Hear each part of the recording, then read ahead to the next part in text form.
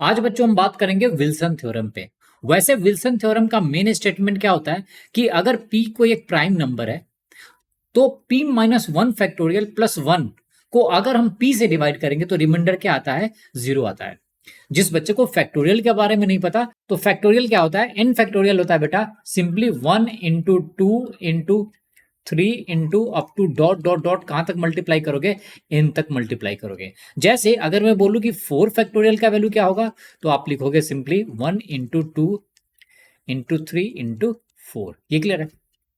Now आजकल Wilson theorem के application पे ज्यादा क्वेश्चन आता है। जैसे क्वेश्चन आपको इस फॉर्मेट में नहीं देकर क्वेश्चन इस फॉर्मेट में रहेगा कि p minus one factorial divided by p है तो उसका रिमाइंडर क्या होगा। जैसे यहाँ पे 30 फैक्टोरियल डिवाइडेड बाई 31 है तो इसका रिमाइंडर क्या होगा। तो अगर हम इस फॉर्मेट को अच्छी तरह से समझेंगे तो विद इन सेकेंड्स आंसर बोल सकते हैं। जैसे इसका आंसर कितना होगा, p minus one, that imply इस केस में आंसर होगा रिमाइंडर 30। सेकेंड केस में अगर 29 फैक्टोरियल डिवाइडेड बाई 31 है तो इसका आंसर कितना होगा, सिंपली हो जाएगा बच्चे 1। और अगर 28 फैक्टोरियल डिवाइडेड बाई 31 है तो उसका आंसर क्या होगा, p minus one divided by two. तो ये हो जाएगा बच्चों 31 minus one divided by two, that imply 15। तो छोटा सा कॉन्सेप्ट है लेकिन बहुत यूजफुल कॉन्सेप्ट है। इसको हम लॉजिकल वे में समझेंगे। कोई भी डेरिवेशन बहुत ज्यादा टफ है जो नहीं यूज करेंगे, सिंपल सा एग्जांपल लेकर समझने की कोशिश करेंगे। ये क्लियर है। अगर मैं आपसे पूछूं कि स्मॉलेस्ट प्राइम नंबर कौन सा होगा तो आप क्या बोलोगे बेटा, वो बोलोगे टू। उसके बाद प्राइम नंबर कौन सा होगा, थ्री। फिर बोलोगे फाइव, फिर बोलोगे सेवन, फिर बोलोगे आप 11 एंड सो ऑन। इस तरह से प्राइम नंबर चलता चला जाएगा। ये मैंने मान लिया कि बेटा क्या है, ये प्राइम नंबर है p। अगर p माइनस वन फैक्टोरियल की मैं बात करूं तो वो कितना होगा बच्चों, सिंपली बोलोगे two minus one factorial, that imply ये वैल्यू कितना आएगा, वन फैक्टोरियल। अगर p का वैल्यू थ्री है तो थ्री माइनस वन कितना हो जाएगा, वो हो जाएगा टू फैक्टोरियल। अगर मैं फाइव माइनस वन की बात करूं तो वो कितना हो जाएगा बेटा, four factorial. Seven minus one कितना हो जाएगा, सिक्स फैक्टोरियल। नाउ अगर मैं p माइनस टू फैक्टोरियल की बात करूं तो वो कितना होगा बेटा, अगर टू है तो टू माइनस टू फैक्टोरियल तो जीरो फैक्टोरियल होगा। थ्री माइनस टू फैक्टोरियल तो कितना हो जाएगा, ये वन फैक्टोरियल। और अगर p का वैल्यू फाइव है तो five minus two, that imply ये कितना हो जाएगा, थ्री फैक्टोरियल।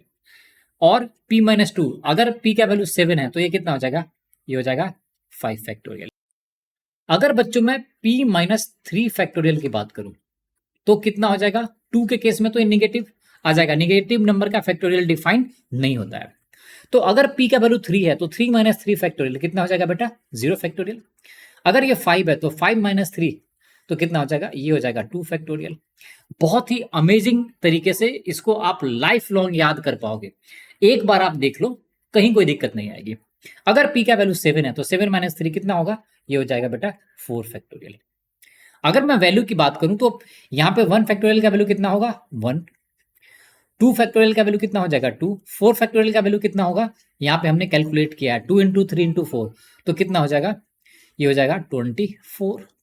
सिक्स फैक्टोरियल का वैल्यू कितना होगा, 24 में क्या मल्टीप्लाई कर दोगे, फोर फैक्टोरियल में फाइव से और सिक्स से, तो ये हो जाएगा बेटा सिंपली 720। 24 इंटू थर्टी तो 720, तो ये वैल्यू कितना आएगा, 720।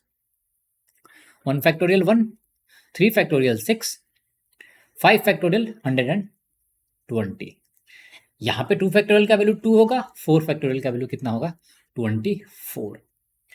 एक बार मैं कलर चेंज करता हूं। नाउ अब ध्यान से देखो, अभी जो मैं नेक्स्ट 2 से 3 मिनट जो बात बताऊंगा वो मोस्ट इंपॉर्टेंट है। अगर बेटा मैं वन को, इस वन को अगर मैं प्राइम नंबर टू से डिवाइड करता हूं तो रिमाइंडर कितना आएगा, रिमाइंडर आप बोलोगे सिंपली वन होगा रिमाइंडर। ये क्लियर है। अगर मैं टू को थ्री से डिवाइड करता हूं तो रिमाइंडर कितना होगा, बोलोगे कि टू है। अगर मैं 24 को 5 से डिवाइड करता हूं तो रिमाइंडर कितना आएगा, वो रिमाइंडर आएगा 4। और 720 को अगर मैं 7 से डिवाइड करता हूं तो रिमाइंडर कितना आएगा, वो बेटा आएगा 6। अब इस वैल्यू को जरा ध्यान से देखने की कोशिश करो। यहां पे 1 है, यहां पे 2 है, यहां पे 4 है और यहां पे कितना है, 6 है। सो यही है रिजल्ट विल्सन थ्योरम का, कि अगर यहाँ पे p कोई प्राइम नंबर है, जैसे यहाँ पे प्राइम नंबर क्या था, पहले 2 था, फिर 3 है, फिर 5 है और 7 है। तो अगर कोई प्राइम नंबर p है, उससे एक कम फैक्टोरियल, जैसे मान लो ये केस ले रहा हूं मैं, तो यहाँ पे 6 फैक्टोरियल से अगर मैं डिवाइड करता हूं, तो वहां पे रिमाइंडर कितना आ रहा है बच्चों, रिमाइंडर आ रहा है 6। तो अगर मैं इस 6 फैक्टोरियल में अगर 1 ऐड कर दूं, तो टोटल रिमाइंडर कितना हो जाएगा, वो हो जाएगा 6 + 1। यहां से इस वाले का वैल्यू कितना आ रहा था, 6 फैक्टोरियल को अगर 7 से डिवाइड करेंगे, तो यहां पे रिमाइंडर कितना आएगा बच्चे, 6। लेकिन अगर मैं उसमें 1 ऐड कर देता हूं, तो ये 6 + 1 divided by 7, that imply number क्या हो जाएगा, डिविजिबल हो जाएगा। ये क्लियर है? तो आपको आई होप ये समझ में आ गया होगा, किसी भी प्राइम नंबर के लिए अगर प्राइम नंबर से एक कम है और उसका फैक्टोरियल है और साथ में +1 है, तो उसका रिमाइंडर हमेशा कितना होता है, 0 होता है। क्वेश्चन आजकल कैसे फॉर्म हो रहा है कि कोई प्राइम नंबर है, उससे एक कम कर देगा फैक्टोरियल, साथ में ये 1 नहीं देगा। तो 1 नहीं देगा तो आपने देख लिया कि रिमाइंडर कितना आ रहा है, हमेशा उस नंबर से एक कम होता है। ये क्लियर है? तो जैसे इस क्वेश्चन में अगर मैं बात करूं बच्चे, कि यहां पे है 30 फैक्टोरियल डिवाइडेड बाई क्या है, 31। तो इसको आप कैसे ब्रेक कर सकते हो, इसको लिख सकते हो p, और यहां पे हो जाएगा p - 1 फैक्टोरियल। उस केस में रिमाइंडर कितना आ रहा था, ध्यान से देखो, 2 था तो रिमाइंडर 1 है, 3 था तो रिमाइंडर 2 है, 5 था तो रिमाइंडर कितना है, 4 है, 7 है तो रिमाइंडर कितना है, 6 है। तो यहां पे रिमाइंडर कितना मिल जाएगा, p - 1। आई होप यहां तक सभी बच्चों को समझ में आ गया होगा। नाउ हमने इस टेबल की हेल्प से एक रिजल्ट को समझ लिया, ये क्लियर है? अब हम देखते हैं कि p - 2 फैक्टोरियल होगा तो रिजल्ट कैसा बिहेव करता है। ये क्लियर है? हमें बेसिकली सेकेंड रिजल्ट को प्रूफ करना है कि जब p - 2 फैक्टोरियल हो और उसको p से डिवाइड करना है तो रिमाइंडर कितना आएगा। ये क्लियर है? जब आप p = 2 लिया था बच्चे, तो p - 2 फैक्टोरियल का वैल्यू कितना था, 0। 0 फैक्टोरियल का वैल्यू कितना होता है बच्चों, 0 फैक्टोरियल का वैल्यू होता है 1। जिनको पता है उनके लिए अच्छी बात है, जिनको नहीं पता उनके लिए 0 फैक्टोरियल का वैल्यू क्या होता है, 1 होता है। तो 1 को 2 से डिवाइड करोगे बच्चे तो रिमाइंडर कितना आएगा, 1।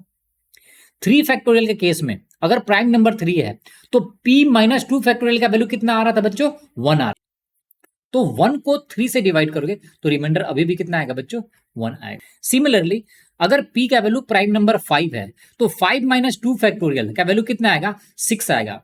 तो 6 को बच्चों 5 से डिवाइड करो तो रिमाइंडर क्या आएगा, 1 आएगा।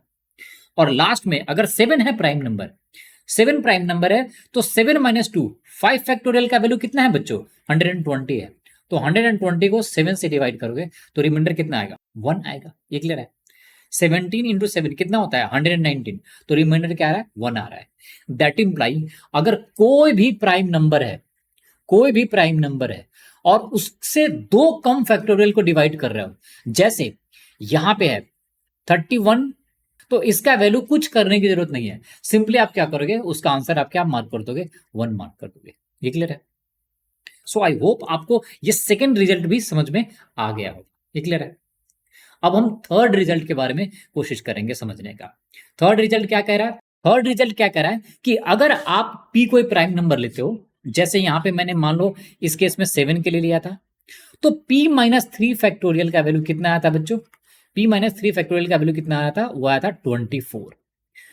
तो 24 को बच्चे अगर आप 7 से डिवाइड करोगे तो रिमाइंडर कितना आएगा, ये रिमाइंडर आ जाएगा 3। ये क्लियर है? अगर मैंने p प्राइम का वैल्यू बेटा 5 लिया, तो 5 - 3 फैक्टोरियल उसका वैल्यू कितना आ रहा था, वो 2 आ रहा था। तो उस केस में ये कितना आ जाएगा, 2 डिवाइडेड बाई 5 करोगे तो रिमाइंडर कितना आएगा, 2 आएगा। अब ध्यान से देखो, p प्राइम नंबर है 7, तो रिमाइंडर कितना आ रहा है, 3 आ रहा है। अगर p प्राइम नंबर 5 है तो रिमाइंडर कितना आ रहा है, 2 आ रहा है। तो इसको आप किस फॉर्मेट में लिख सकते हो, इसको लिख सकते हो प्राइम नंबर -1 डिवाइडेड बाई 2। जैसे अगर यहां पे आप 7 रखोगे बेटा, तो 7 - 1 डिवाइडेड बाई 2, तो रिमाइंडर कितना आ जाएगा, वो आ जाएगा 3। अगर p का वैल्यू बेटा 5 रखोगे, तो यहां से क्या हो जाएगा, 5 - 1 डिवाइडेड बाई 2, तो ये 4 डिवाइडेड बाई 2, तो रिमाइंडर कितना आ जाएगा, 2 आ जाएगा। ये क्लियर है? तो आपको पता चला कि विल्सन थ्योरम क्या होता है कि अगर कोई एक प्राइम नंबर है और उससे एक कम है और उसका फैक्टोरियल है और उसको p से डिवाइड करोगे तो रिमाइंडर कितना आएगा, p - 1। अगर कोई प्राइम नंबर है उससे 2 कम है और उसका फैक्टोरियल निकालकर p से डिवाइड करोगे तो रिमाइंडर कितना आएगा, 1। और अगर कोई प्राइम नंबर है p, उससे 3 नंबर कम करके उसका फैक्टोरियल लोगे और उसको p से डिवाइड करो तो रिमाइंडर कितना आएगा, p माइनस 1 डिवाइडेड बाई 2। ये क्लियर है? एग्जाम में आजकल क्वेश्चन डायरेक्ट नहीं पूछता है जो विल्सन थ्योरम का स्टेटमेंट है, वो इसके मॉडिफाइड वर्जन से क्वेश्चन पूछ रहा है। ये क्लियर है? सिंस एग्जाम में क्या होता है, बच्चों को रिजेक्ट करना है, सेलेक्ट करने के लिए तो देश में करोड़ों बच्चे हैं। ये क्लियर है? सो आई होप आपको विल्सन थ्योरम और उसका एप्लीकेशन अच्छे तरीके से समझ में आ गया होगा। अगर आपको कॉन्सेप्ट समझने में या कॉन्सेप्ट याद रखने में प्रॉब्लम है तो आप ये 3 रिजल्ट याद रखो और सीधे एग्जाम में अप्लाई करते रहो। ये क्लियर है? So thanks for watching the video. अगर आपको ये वीडियो पसंद आए तो प्लीज चैनल को लाइक करें, सब्सक्राइब करें और अपने दोस्तों के साथ शेयर करें।